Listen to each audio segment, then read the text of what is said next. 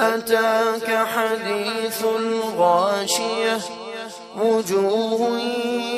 يومئذ خاشعة عاملة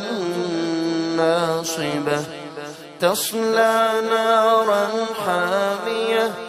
تسقى من عين آنية ليس لهم طعام إلا من ضريع لا يسمن ولا يغني من جوع وجوه يومئذ ناعمة